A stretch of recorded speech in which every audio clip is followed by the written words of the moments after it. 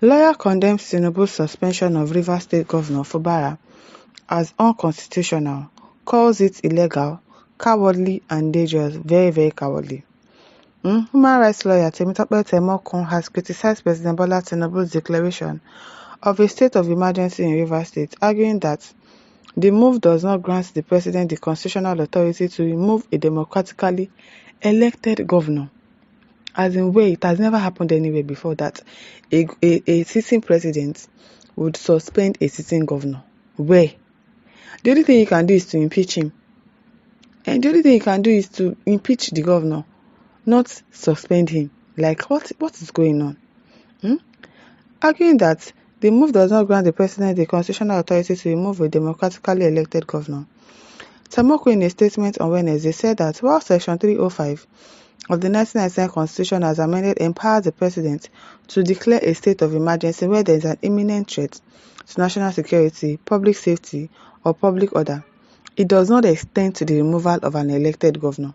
So fine, you want to declare a state of emergency, go ahead and declare a state of emergency. But why are you suspending the governor for 6 months? Can you just imagine that? For 6 whole months or 6 months. He cited Section 188 of the Constitution, which outlines the legal process for removing a governor, including impeachment by the State House of Assembly. According to Temokun, Tinubu's suspension of Governor Siminalayi Fubara and the Rivers State House of Assembly amounts to an abuse of power, yes, and a dangerous overreach, yes. Let's know we've entered military regime. We are now in a dictatorship regime. There's no democracy again. Because I don't understand why you would just wake up and say you want to suspend the governor because of what? You don't even have to declare a state of emergency because there is no state of emergency in Rivers State. There's no state of emergency anywhere. The declaration of a state of emergency may involve deploying troops to maintain law and order, restricting movements or gatherings, and suspending certain laws or regulations. However, the removal of an elected governor is a hasty, cowardly move taken not to safeguard any security or governance, but to hijack the state apparatus. Yes, that's what they want to do. Hijack the state apparatus by proxy and stage a win by default for the president's minister, Hitomwike Temoko stated. Yes, so by tomorrow morning now, I'm sure he will start making out, oh, we've won, we did this, we did that. He's going to come and start spitting rubbish tomorrow. I'm very sure of that. The lawyer accused Tinubu of political bias, yes, pointing out that the southeast and part of the north have been grappling with violence and insecurity for months without any decisive action from the federal government. So you know that it is very, very biased and they are looking for something in Rivers. So that is why they are declaring a state of emergency. All the northern part of the country, some states that they've been killing people anyhow, headsmen doing anyhow, kidnappers doing anyhow. You did not declare a state of emergency there. So why are you declaring a state of emergency in Rivers State as it's peaceful? Rivers State is peaceful. It is wicked that is causing problems in Rivers State. And those lawmakers, they are the ones causing problems. Why not call them to order? Why not call your wicked to order? Why are you declaring a state of emergency? For what? For what? Can you imagine? The entire southeast and some parts of the north have been under siege for several months now and sacked by gunmen, but the president is powerless to deal with the situation now. A state of emergency needs to be declared in Rivers State to wrestle the state's powers from Fubara. This is not defensible, Temokun argued. He warned that dissolving the democratic structures of Rivers State and imposing military control sets a dangerous precedent for Nigeria's democracy. Sacking the entire democratic structures of Rivers State, including the State House of Assembly, and bringing the state under military government is a dangerous step and smacks of weakness and cowardice, Temokun added.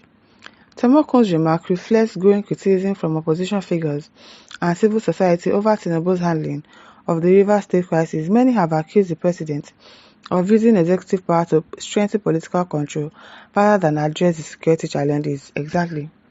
Wike is giving order. Wike is telling the president what to do. Just declare a state of emergency. People will rant and rant, but what is going to happen is going to happen. That's exactly what they are telling us. If they test this one now and it works perfectly, they are going to go to different states and do the same thing and take over the states. That's what they want to do. Similarly, another human rights lawyer Enebehe Effiong, in a post on his X handle on Tuesday, said, Tinubu has no constitutional power to suspend the governor. President Tinubu has no constitutional authority or power to suspend the governor of Rivers State and the members of the Rivers State House of Assembly, he said. The emergency power under the 1999 Constitution does not give such power to the president. I don't know the constitution book that they are reading. They should just drop our constitution in this country because they just do what they like. Nobody is following the constitution. Everybody is just doing what they like, picking what works for them. The emergency power under the 1999 Constitution does not give such powers to the president.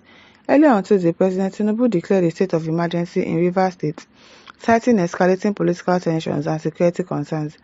The declaration came amid a protracted power struggle between Governor Fubara and his predecessor Nyesom Wike, who now serves as the Minister of the Federal Capital Territory, FCT. Ebuka says, very true. Suspending a sitting and elected governor makes it more glaring that it's actually about power struggle. Yes, it's about the power struggle. Now, Wike is leading. According to our president, Wike will come and brag tomorrow. He is going to brag a lot tomorrow that yes, I've won him, I did this, I did that. Now they've suspended him. How can you suspend a sitting governor?